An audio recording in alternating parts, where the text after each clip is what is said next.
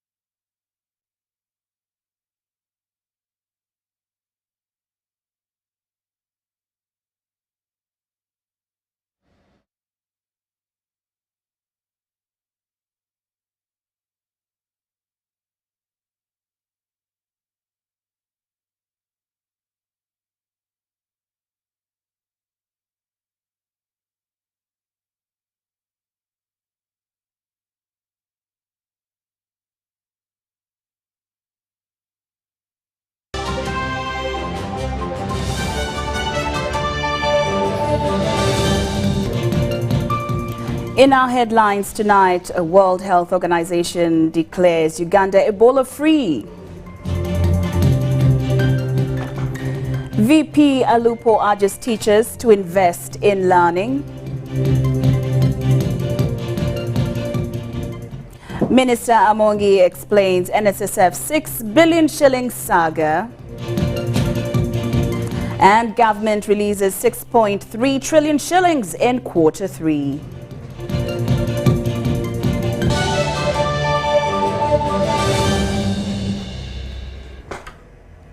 Good evening once again. I'm Lauryn Masika Kazimoto and my colleague Muhammad Mugalu on sign language interpretation. Well, we start off this news with Uganda is declared free of the Ebola epidemic that ravaged the country from September 2022. The declaration follows an end of a 42-day monitoring period that saw no new case registered. Minister for Health, Jane Ruth Acheng, says it took adherence with community guidelines against the epidemic to reach this milestone. It is a good start to the year 2023 for the Republic of Uganda. God is good.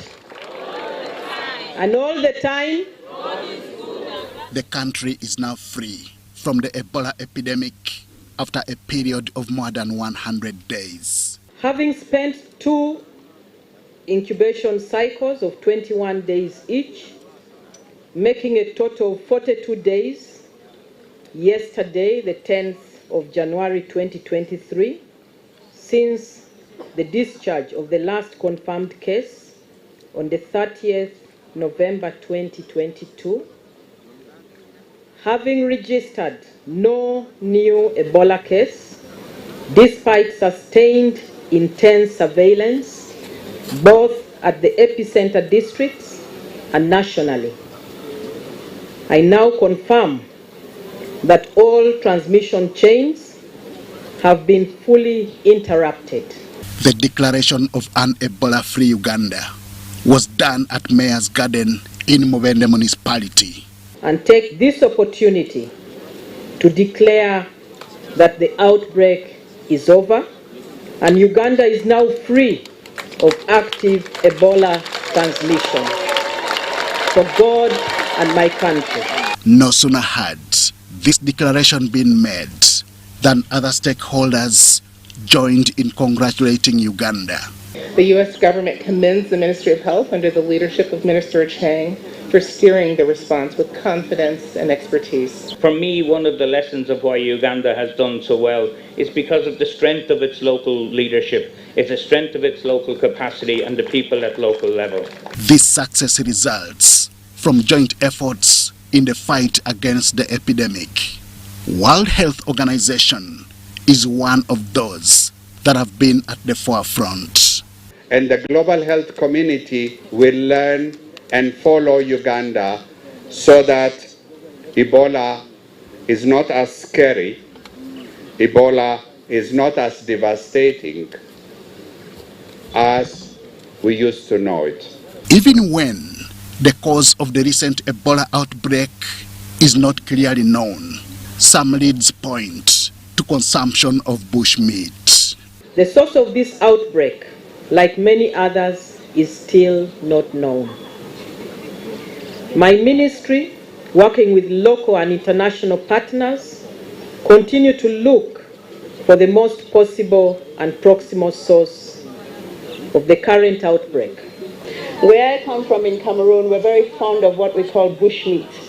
I don't know if that's the case here, but if it is the case here, there might be need for us to make more efforts to try and make sure that we separate ourselves a little bit more from the wild. It is a source of risk, and while we're celebrating now, this could have all gone horribly wrong. These are some of the reasons why more effort is still needed to manage and prevent future pandemics and epidemics. These effects are possible to control early if we work together with purpose and under the guidance of the government's one plan. We continue to call upon the public that when science dictates, we listen. We may have sentiments, we may have propaganda, but we need to trust science because science cannot be manipulated. The era of Ebola in 2022 saw 22 probable cases reported, 143 patients confirmed, 55 deaths, and 87 recoveries in Uganda. Henry Okrut, UBC. Minister for Science, Technology and Innovation, Dr. Monica Musenero, has commended the Ministry for Health for the efforts that were directed towards the ending of the 2022 Ebola outbreak. Minister Musenero also explains how the trial vaccines for Ebola will be utilized without active Ebola cases. She has done her work everywhere. But I want to congratulate the people of Mubende that today at least we are going to drink water. Having an Ebola outbreak is a heavy stress on the minister and her technical staff. So I really want to congratulate them and thank them and appreciate them for their relentless efforts. Declaring a nation Ebola free, what does it mean? It means that as of now, we have no hidden individuals who are likely to fall sick, because they have finished what we scientifically know. We have watched everybody who had exposure, and there are really limited chances that we are going to find a person with Ebola now. So this means that Ugandans can go about their work without being worried about Ebola. But it also means that we have worked well together. And the community, we want to congratulate the community, because when Ebola comes, for us in the technical side, because we want people to be safe, we impose certain things, but the community has to accept. When you have a disease like Ebola, research on vaccines of such diseases, even COVID, it is a bit tricky that certain tests you can only do them when you have an epidemic. But let me tell Ugandans, we don't want Ebola. Not even for research. We don't want any Ugandan suffering from Ebola. But we can still continue with the trial. There are aspects of the trial that we can do to test, one, do people respond when you vaccinate them? Two, does it have any unpleasant side effects that we observe? And then three, the kind of response in the body. Does it indicate that these people in the future will be protected? And I want to assure Ugandans, by the way, I am vaccinated against Ebola. I was vaccinated in the first trial in West Africa because people thought that this is something going to kill them too. But I took that trial vaccine. So when you are approached, trust we cannot do something which will harm you. Vice President Jessica Alupo has rallied teachers for a continued deep ideological consciousness and mentorship of young people.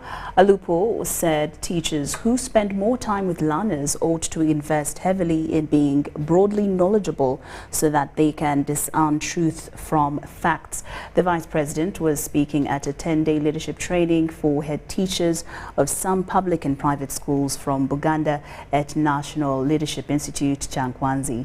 The 514 head teachers were drawn from various districts in Central Region, of which 107 are ladies.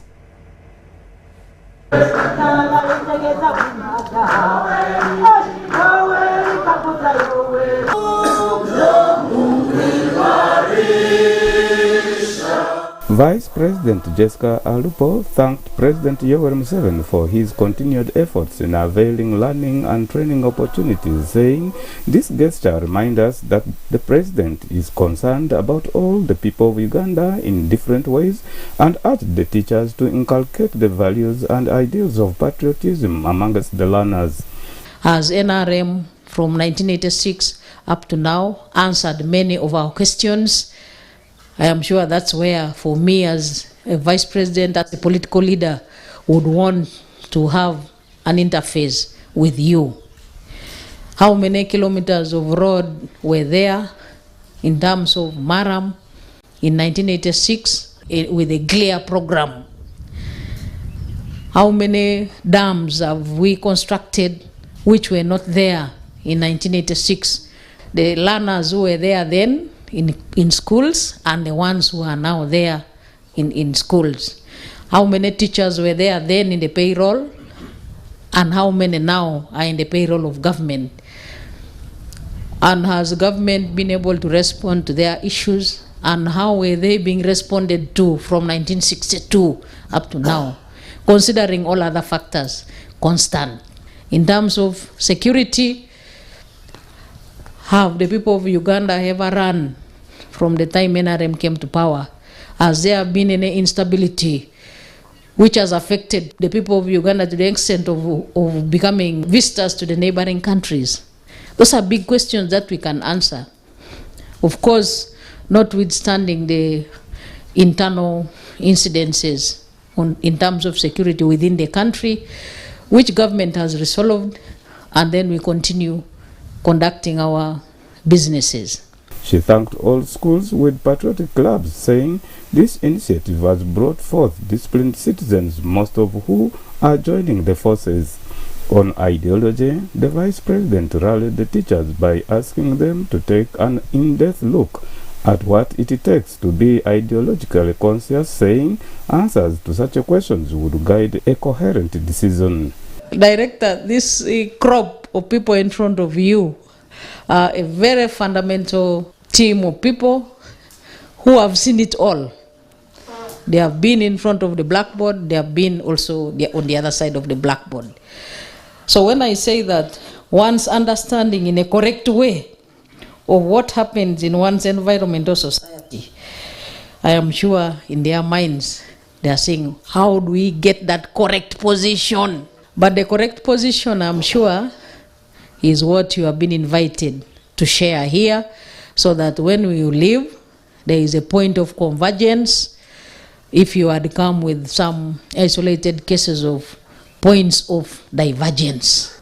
The school commandant, Brigadier Charles Kisembo, said the course had attracted a number of facilitators, including the academia, the Amen, among others, adding that National Leadership Institute Nali in Chankwanzi district has over the years integrated ideology with reality, theory and practice. Etole Ed Archangel, UBC News. Following a series of fatal road accidents that have occurred in the country in the recent past, Prime Minister Robin Anabanja called an interministerial meeting to review and get a way forward to reduce road carnage. The meeting took place at the office of the Prime Minister in Kampala. We have details in the following report.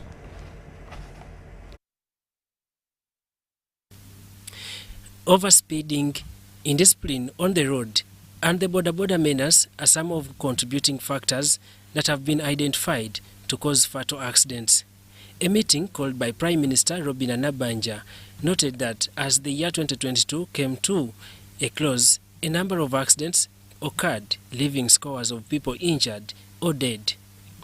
The Prime Minister said the issue of the border menace must be addressed firmly and decisively. What is it that we must do? What is it that we have done that has caused all this? What is it? I believe all of you are asking yourselves that question. Is it the designs of our roads? Are our people careless that we need to train them? The other day I was on TV and I saw Nigeria destroying borders. Are we supposed to also do the same? Because 90% of the accidents, 90% of the accidents are due to border. Should we disband borders in the city? What is it that we must do? What is it that we have done wrong that must be done now? She said the traffic menace and security concerns caused by borders in the Central Business District will be discussed at a higher level in order to inform decision making. The meeting resolved that recommendations of the report of the Road Safety Performance Review Uganda be implemented as a matter of urgency. The earlier we stopped this menace of borders in major cities, the better. This is me. Enough is enough. Let people walk but remain alive. Yes. If you go to Mulago, have you people taken trouble? Police. Yes. Have you taken trouble to go to Mulago? Orthopedic ward. And go to the orthopedic ward and see how many people are hanging up there? Our drivers. We have to be leaders for once and say no. Yes, our people want to survive, but we don't want them to die when we are just watching like this. So can we come up with a policy?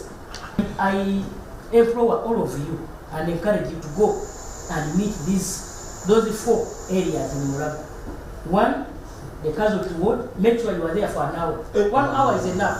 No. For you to make 1 hour, no. 30 minutes are few. You cannot get the picture. Just 1 hour. After there, you ask those people to take you to the theater where they operate these people. After there, they take you to the casualty ward and into the orthopedic ward. There are 4. Then you will come back here and make a better decision. General Katumba Wamala, the Minister for Works and Transport, said his ministry will reintroduce testing of vehicles as soon as negotiations with SGS are concluded. Now, our investigations narrow on about 3 or 4 major things. 1, reckless driving. Our drivers are recklessly using the roads, and this is a fact.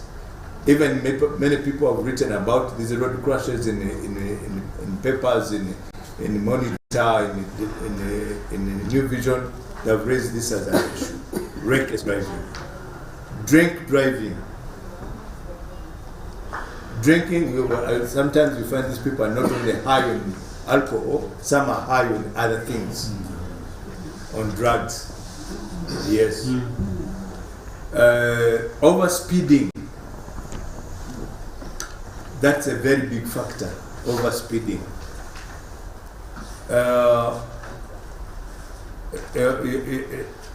indiscipline on the road. This actually is not only with the preserve of the general public, but even high government officials indiscipline on the road. So these, and of course, some of the DMC vehicles. Borders, of course, that's a menace. We must agree on how we are, as a nation, how we are going to handle the issue of borders. The meeting also resolved that an effective emergency response system to handle accidents victims must be developed. The meeting was attended by a cross-section of line ministers and technical officers. UBC News tonight. Government has released over 6 trillion shillings for the third quarter of the 2022-2023 financial year. The budget has 4 categories of wage, non-wage, government development and areas with wages taking the lion's share. Quarter release, 1,792 billion shillings has been allocated to wages. 6 trillion 369 billion out of the approved discretionary budget of 26 trillion and 1 billion. We have provided 122.4 billion shillings to national medical stores for the purchase of essential medicines and drugs. The release translates into a cumulative release of 77.16% of the approved budget 2022-2023. So we haven't yet received the money which we programmed to borrow. We are just going to receive it beginning this third quarter. So for the first half of the year, we have relied on our revenue by and large. The Permanent Secretary Minister of Finance cautions accounting officers against delayed salary payments. Accounting officers also must ensure timely submission of performance reports and accountability reports. Relatedly, statistics indicate a decrease in the inflation rate. In November, it reduced from 10.7 to 10.6%. In December last month, it further reduced to 10.2%, and projections are indicating that it is now going to go on a downward trend. Miriam Wumcha, UBC News. Parliament has expressed dissatisfaction over the underfunding of the Ministry of Information, Communication, Technology and National Guidance, saying it hinders service delivery. Now, this follows an outcry by the line agencies subscribing to the Ministry of ICT and National Guidance, rotating under low funding and delays by government to fulfill its promises. The Minister of State for National Guidance, Godfrey Kabianga, led the agencies to Parliament during a presentation of the National Budget Framework paper for the next financial year 2023-2024. The information, communication and technology sector was pointed out among the key priority areas to drive economic transformation as an enabler of other primary industries like agriculture, among others. Even in the recent drive to increase production at parish level, the parish development model information system was developed to profile different households before funds are released to the parishes. However, such efforts under the ICT sector are likely to face huge breakdown resulting from low funding. And yet we are government communicators, but we are communicators now without any funding. The Minister of State for National Guidance, Godfrey Kabianga, and officials representing line agencies under Minister of Information, Communication, Technology and National Guidance met with the Parliamentary Committee on ICT and National Guidance to familiarize with the National Budget Framework paper for financial year 2023-2024. Underfunding topped the discussion to account for the low performance by different sectors. And if it wasn't for the fact that I have lived long in the government and so I have some networks, even the little voice, the little you see at the media center wouldn't be there. And the because the people who manage finances, both in the ministry and the Ministry of Finance, it seems to me communication is not their priority. The MPs questioned why Ministry of Finance has continued to delay in fulfilling some of its promises, which have since failed in service delivery. I think one of these days we shall join efforts and we go there in the Ministry of Finance. You know, this work is not for the ministers alone. Irene Kagwa, the Executive Director of Uganda Communications Commission, told members of Parliament that the geographic coverage of 4G network in Uganda stands at only 11% and 37% of the population coverage. Now, it's also important for us as a committee or as a sector to recognize that coverage does not translate into usage. The MPs were also concerned why the national broadcaster, which is Uganda Broadcasting Corporation, is not facilitated to fully operate its mandate, which has left many Ugandans digging deep from their pockets to access broadcasting services from private providers. To us, we get the feeling that maybe UBC is not a priority to government. UBC is one of the most important agencies in the government because it is the one which communicates. The Managing Director of Uganda Broadcasting Corporation, Winston Agaba, shared with the MPs the history of UBC and how dates have since failed the national broadcaster. Now, when the idea was mooted that UBC could run on the same platform like the other national broadcasters that were benchmarked, they said, okay, fine. People did not address the bigger question. How is this newborn baby supposed to survive? There's no other better person than him hearing this story because he was my board chairman. He recruited me. He knows the actual pain that we have suffered all these years. MD Agaba has tasked government to consider facilitating the already existing digital terrestrial transmission sites DTTS in order to ensure up to 70% coverage of free-to-air services across the country. Agaba says the public can be saved from overstretching to pay private television service providers if government considers facilitating the 18 DTT sites which were put up by government to enhance free-to-air TV services in the country. Right now, the majority of people are all on the pay TV platform. So we are donating money to MultiChoice, to GoTV, to StarTimes, to Zook, to all these platforms that are charging us money. The MPs have agreed to hold a separate engagement with the Ministry of Finance, Planning and Economic Development and the Ministry of ICT and National Guidance to have a harmonized approach to the challenges affecting the ICT sector. Daniel Mugoya, Gloria Gutabinji, UBC News. UBC News Tonight takes a very short break, but we'll return with more stories. Don't move an inch.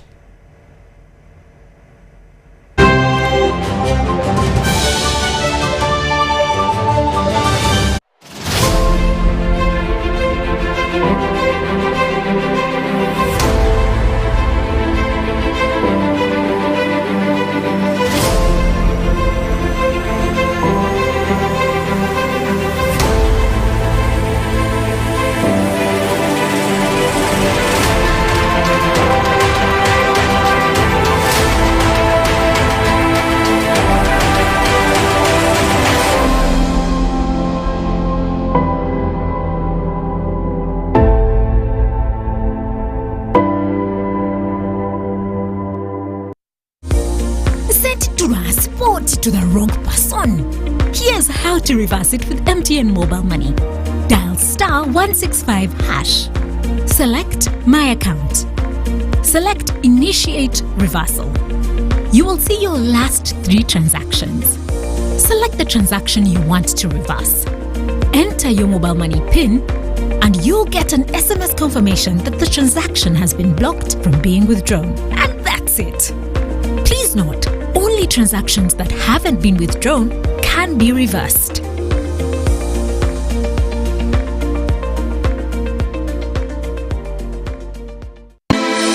The Uganda Small Scale Industries Association USSIA is a business member organization for micro, small and medium industrialists that has been in existence since 1979 with over 10,000 members and 16 regional offices countrywide. USSIA's core purpose is to enhance competitiveness through development, promotion, policy and advocacy for micro, small and medium enterprises.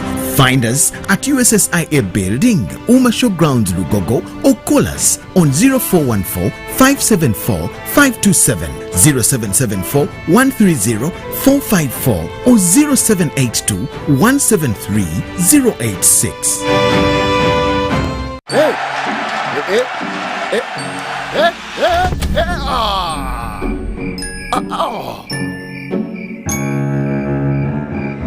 Paying your bills the old way. Let's go. Just need to buy some power. Paying your bills with the My Airtel app. Bro, there's a line.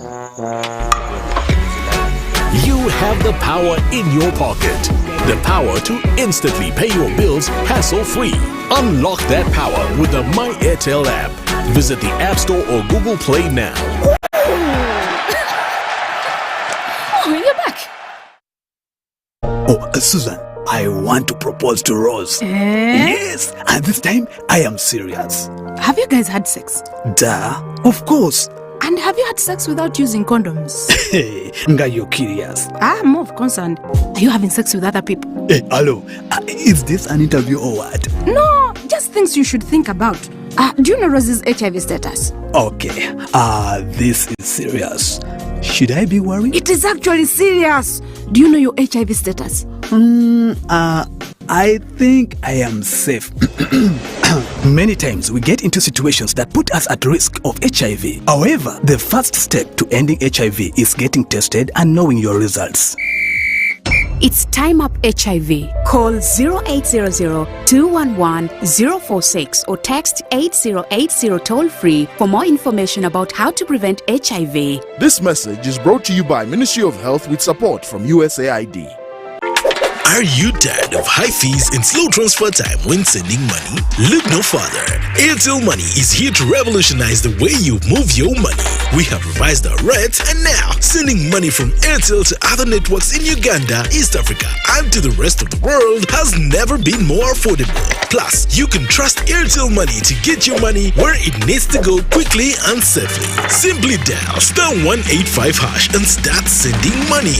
Switch to Airtel Money today and experience unbeatable rates and top-notch services for all your local and international money transfer needs. Airtel Money.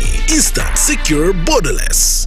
It's true what people say, that when I wash and you wash your hands with soap, we'll have less infections as Ugandans.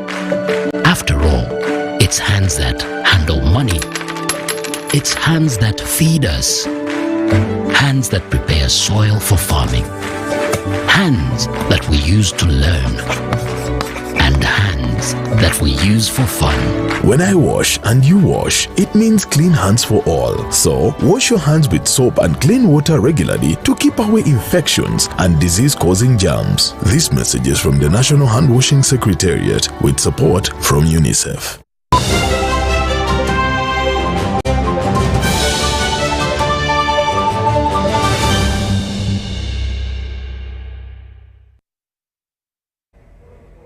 Welcome back from that break. Now, the Minister for Gender, Labour and Social Development, Betty Amongi, has quashed allegation of soliciting a total of 6 billion shillings as a requirement for renewal of the contract for Richard Byarugaba as the Managing Director for NSSF. According to Amongi, the said 6 billion shillings is part of the 220 billion shillings budget she approved in her capacity as the Line Minister for Gender, Labour and Social Development and NSSF's operations that include increasing compliance and coverage of the fund. For the last few months, NSSF has been in the news for both good and bad reasons, with one of them being the minister's refusal to renew Richard Byarugaba's contract as the body's managing director upon clocking the mandatory retirement age. There are reports that attribute the feud between the minister and Richard Byarugaba to the 6 billion shilling deal that failed to materialize. Describing this as misinformation, the Minister for Gender, Labour and Social Development, Betty Amongi, admits that the 6 billion shilling is in the NSSF 2022-2023 budget, earmarked for activities aimed at propelling compliance and coverage of the savings sector. Under that overall budget, I approved 220 billion for operations. Out of the 220 billion for operations, I indicated that allocate 6 billion for activities to drive the implementation of the new law with the target of expanding coverage and ensuring compliance. Also clarified is on who is responsible for the 6 billion shillings, emphasizing that the ministry will only provide oversight and support the fund in the implementation of the said activities. Implementation is going to be by NSSF, involving all the stakeholders, because mobilization of employers and employees is a mandate that is for NSSF and Department of Labour of the Ministry of Gender, because the Employment Act stipulates that the labor officers can go in any workplace and enforce any rights of workers, including enforcing the fact that you must contribute and remit NSSF contribution for your employee as an employer. It is worth noting that last year, President Yoweri Museveni okayed the amendment of the NSSF Act with anticipation that it will, among others, streamline the labour sector and improve Uganda's saving culture. The new law is also bringing on board informal sector, and according to Uganda Investment Authority and Uganda Bureau of Statistics, 75% of the total employers are in the informal sector. So this new law is to mobilize 75% of those in the informal sectors to contribute. This requires conducting registration. In the same vein, Ugandans have been encouraged to embrace the culture of saving for retirement. The Minister for Finance, Planning and Economic Development, Matia Kasaija, says government plans to shift borrowing from international organizations to homegrown bodies like NSSF. We can't force you, but we need to save money. Save money for your retirement. Haven't you seen some people, when they retire from government or whatever, you find them very miserable. Their shoes are like this. Huh? Haven't you seen them? Yeah. Where do you live? Do you live on Mars? According to available statistics, the labor sector has over 15 million workers, and only 1.3 million are saving with National Social Security Fund. Dorcas Kimono, UBC TV News. Thank you, Dorcas Kimono. Now, Uganda Muslim Supreme Council have released Islamic Primary Living Examinations 2022. 4,219 pupils were registered, and boys registered a better performance than their female counterparts. 1,685 boys passed in first grade, whereas 1,011 girls passed in first grade. The number of students who registered and sat for Islamic primary living examinations last year have increased, and boys have continued to outperform the girls. 147 schools were registered from 41 districts. So the number of schools has increased by 84 schools. This has been disclosed during the release of the Islamic primary living examination by Uganda Muslim Supreme Council at Old Kampala, where 4,095 students out of 4,219 passed the examination. 1,685 passed in first grade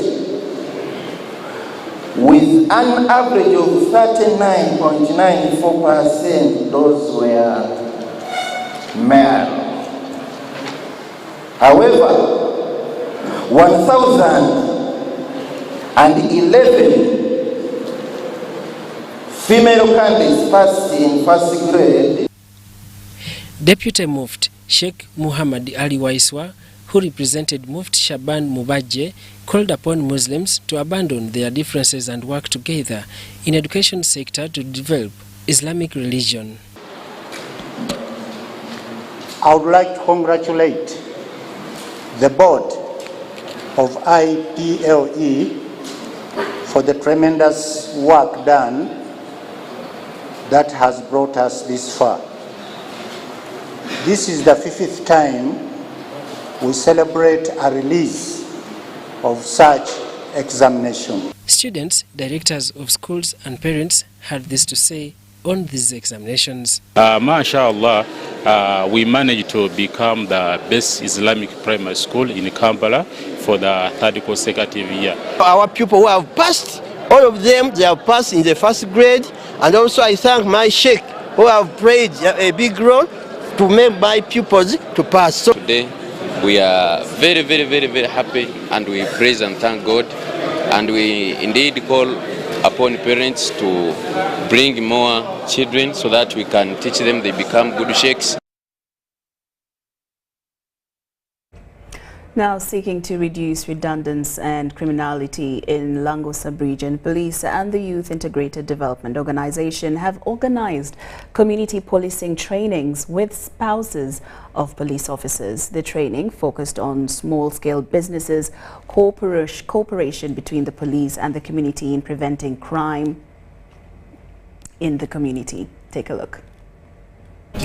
Spouses of police officers in Lila Police Barracks have been sensitized on their role within the police barracks, creating business ideas, fight and prevent criminality. Really, we are having knowledge, but we are sitting on it. Like among you people, you are tailors, you have tailors, you have people who know how to plait. But we are sitting on the money. You still wait for Omwami to bring. Omwami to bring will never assist.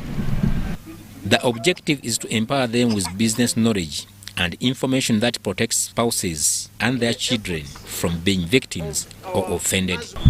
We are in the barracks looking at the police wives, whereby they should begin to be the first step to see that the husbands move, to see that financially the husbands are okay, and to see when you look at police, we are looking at finance and crime.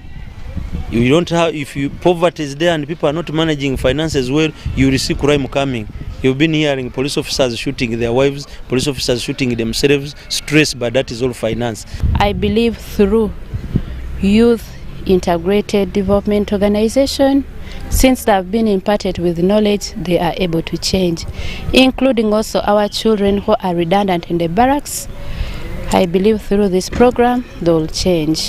Youth Integrated Development Organization YIDO, in partnership with police, are spearheading community policing and public trust in Lango sub-region. It is we in leadership who are supposed to come up with ideas to give support to them.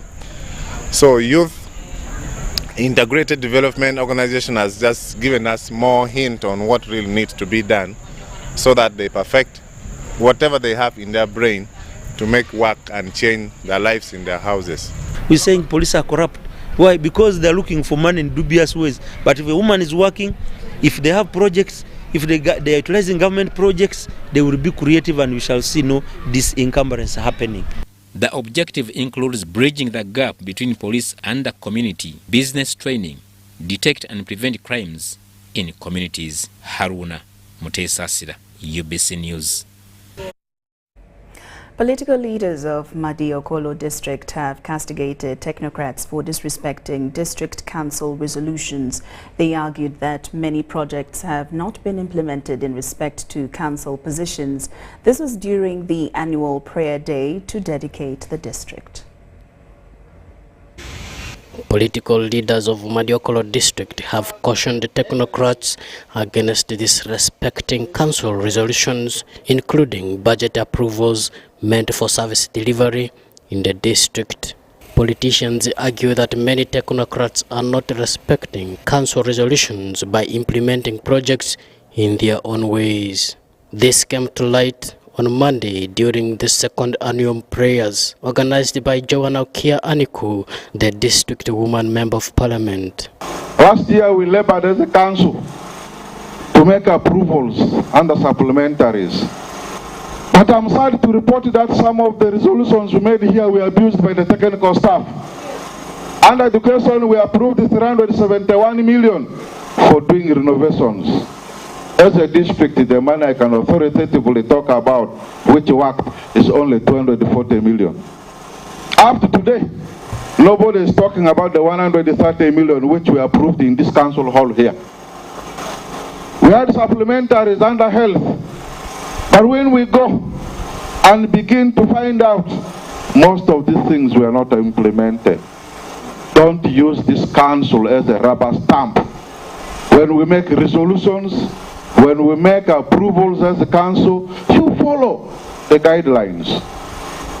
Ronald Afidra, the Lower Madiokolo County legislator, stressed that such actions by technocrats will never let the new district grow. As a representative of the RDC, calls for unity for a common cause. Where are we taking money?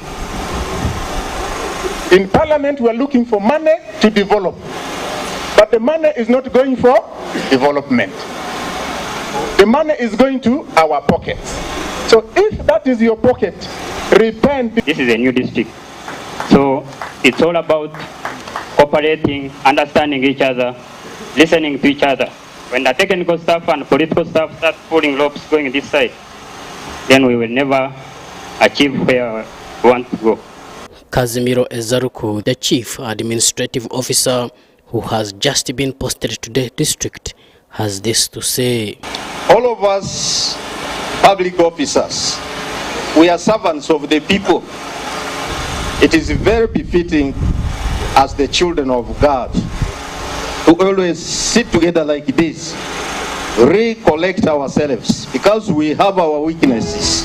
Joanna Kia Aniku, the woman MP, explains reasons for the annual prayers for Madiokolo district. Last year, after they released us from COVID, I really sensed that we needed to have a prayer together with the political, the technical leaders of the district and our sub-county leaders. You know, we came out of a political season and everyone was looking at each other in a suspicious way. In other places, you found the technical people were not flowing with the political people. So I felt that God was calling us to come together and to leave the past behind. Meanwhile, Jackson Atima, West Nile Regional Government Whip, said district officials who provide a disservice to the people are not patriotic to Uganda, adding that development in some districts have been crippled by sons and daughters of the soil employed there. If you don't love your country, then you can't serve it diligently. Many times, sons and daughters of the soil are the ones who destroy their own district. It has happened in other districts. I don't want to mention the names. Now, you are a son of the soil, you are a daughter of the soil, and you are mistreating your own people by being corrupt.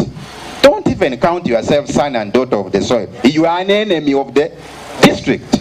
Joseph Odama, UBC News, in Madiokolo.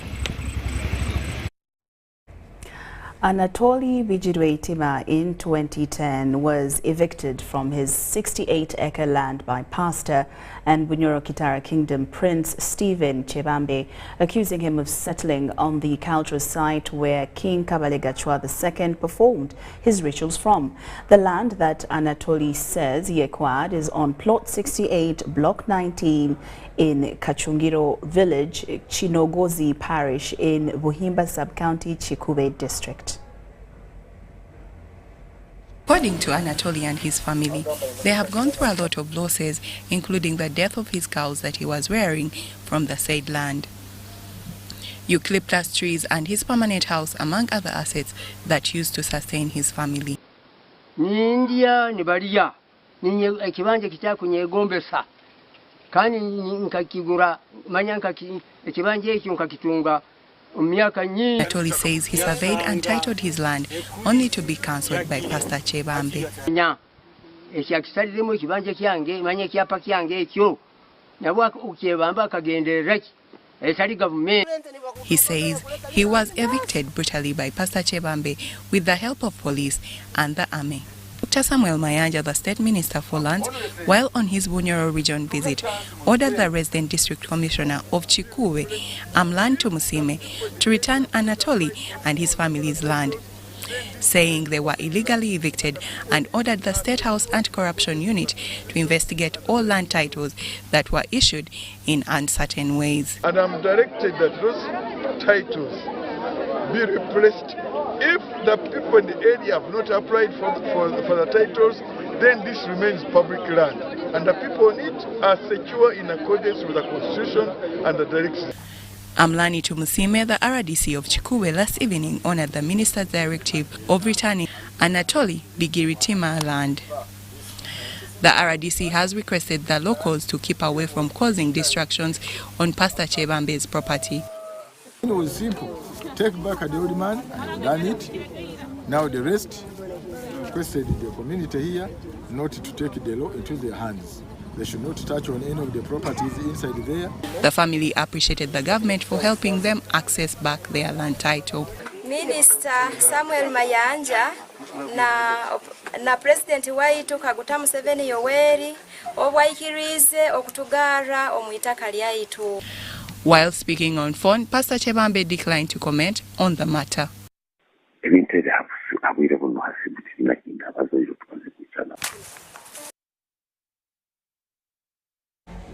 Authorities from the Ministry of Local Government and Kabale Municipality have flagged off the process of relocating vendors to the newly constructed Kabale Central Market. The exercise, which involves raffle draws, is being conducted amidst heavy police and UPDF deployment. According to Prosito Hilire, the Assistant Programs Officer in charge of Community Development in the Ministry of Local Government, the relocation exercise will continue by raffle draws and is expected to climax on Friday this week. As are getting their facilities back, because the principle was you move to a temporary relocation site, after construction we come back to the developed market. Hilire added that the market will be of immediate use after the vendors are relocated back to the new facility. The place where they have been operating is not in good condition to keep them there. So that's why we wish the council to settle them as soon as possible. The Kabale Municipality Mayor, Santario Vyamugisha, say that the market has a total capacity of 1,022 vendors who will be tenants of Kabale Municipal Council. We want to make sure that this market is free to us. There are also, of course, there are other spaces that we are looking at, such as in the case, because we have a space behind the Douglas's building, where we want to also utilize. Santario added that the trader will be given a grace period of 2 months without paying rent to the council as a way of allowing the traders to fully settle in the new market. He also said that there will be a 3-month close supervision of the traders to see if they are effectively using the stores and lockups. As people are entering into the market, they are not settled. They have not started business. So you have to give them that period to settle. Presiding over the opening of the market, the Kabale District Resident Commissioner, Godfrey Nyakahuma, asked the traders to cooperate with the authorities if they are to benefit from the facility. Enid Kasihiki, one of the vendors, expressed excitement upon starting to use the new market after being in temporary poor structures for 3 years. The Kabale Central Market was constructed under the World Bank funded Market and Agriculture Trade Improvement Program, MATIV 3. It's super fast internet. Oh, it's a super camera. It's a super battery. Phone battery full. Yeah, it's a super deal.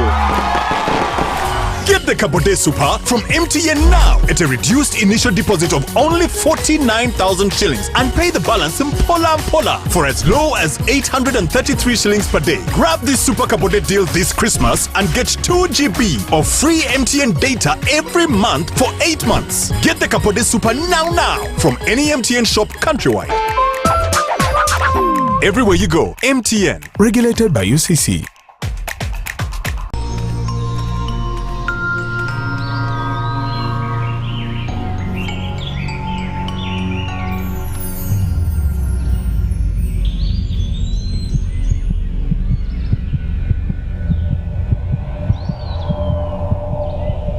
We can't tolerate sexual harassment. Sexual harassment is unacceptable in our school.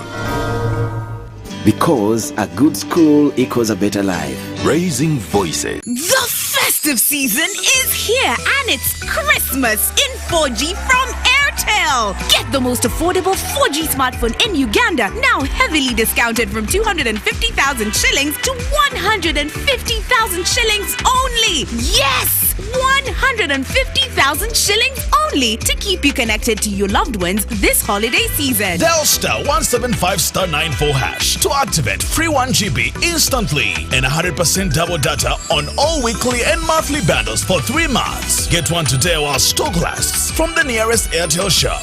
Happy holidays this festive season with Airtel, the smartphone network. The Tales of Kasozi, brought to you by Uganda Communications Commission.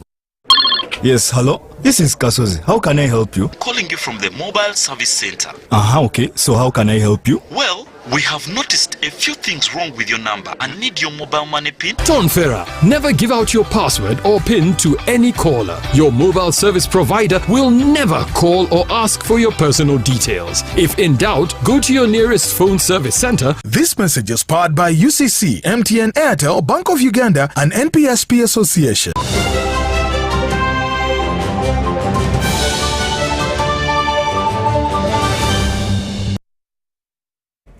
Welcome back. Now into the world of sports. Uganda Sports Press Association new executive has started its new term of office with a familiarization exercise with key stakeholders.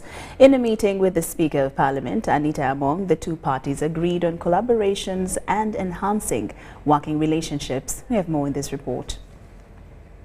Barely a month into office, Uganda Sports Press Association new executive is making strides into the free access to information and collaborations with key stakeholders in the country. The new executive under Moses outside Lubega had a meeting with the Speaker of Parliament, Honorable Betty Among, at her chambers. In a meeting, the Speaker, who is a lover for sports, pledged maximum support to the association, hailing them for good leadership and being exemplary over the years. I want to thank you people so much for promoting sports tourism, and as Parliament of Uganda, especially through the bill that we are trying to enact, we are going to ensure that we cover all the gaps that have been created in the sports in the law that has been there, the arcade law which has been there. We are going to ensure that everything is covered and ensure that you have a smooth operation in the sports industry. Present was the Minister for Sports, Honorable Peter Ogwang, who called on unity and working together as the sports sector. I am very happy, ready to work with them, and I'm actually privileged that the views I had about them are not what I've got from the executive of USPA. So to members of USPA, here I am, and like I pledged, I'm also going to follow it up with my minister, who is the patron of Uganda Sports Media Association, the First Lady. So secondly, I'm happy.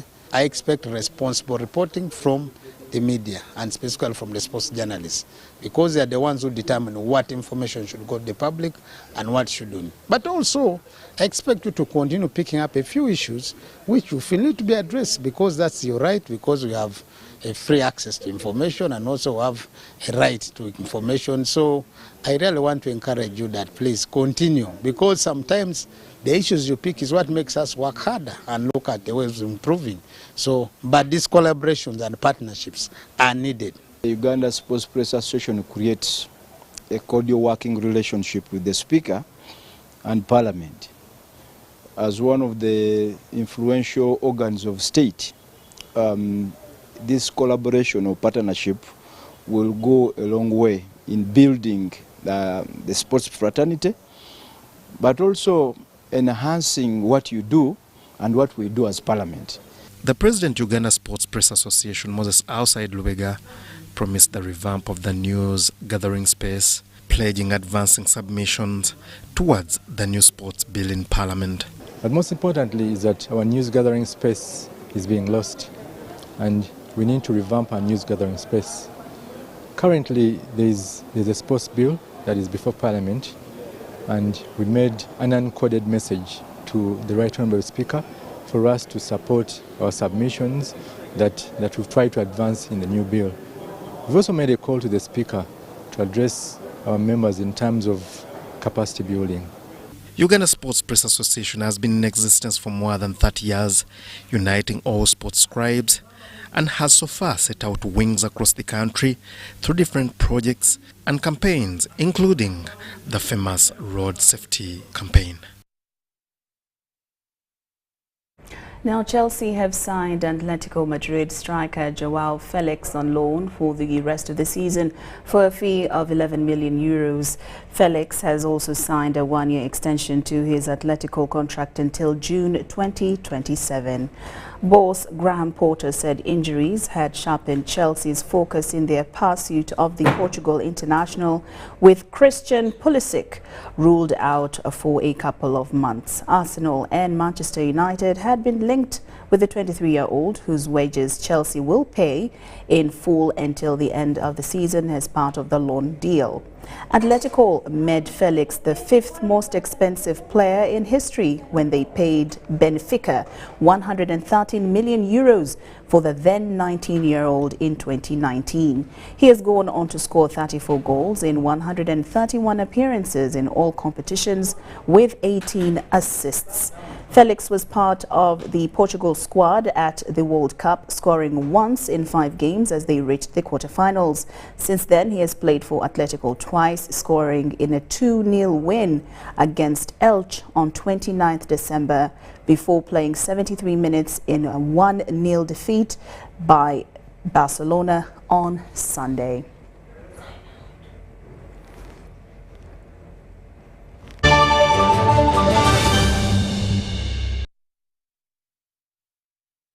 Thank you so much for your company this evening. I'm Lauryn Masika Kazimoto and my colleague Yusuf Senyamon, Sign Language Interpretation. We do wish you a good night.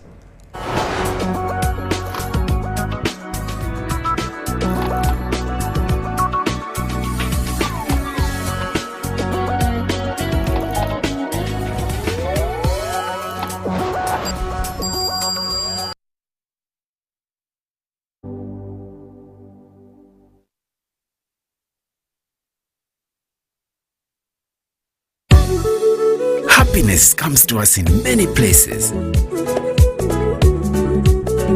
It's in knowing the mosquito net keeps our children healthy. The wife having the support of her husband. It's in deciding together when to have a baby. And for some, focusing on what's important right now. So what's your happiness? Make the right health decisions to ensure happiness for you and your family.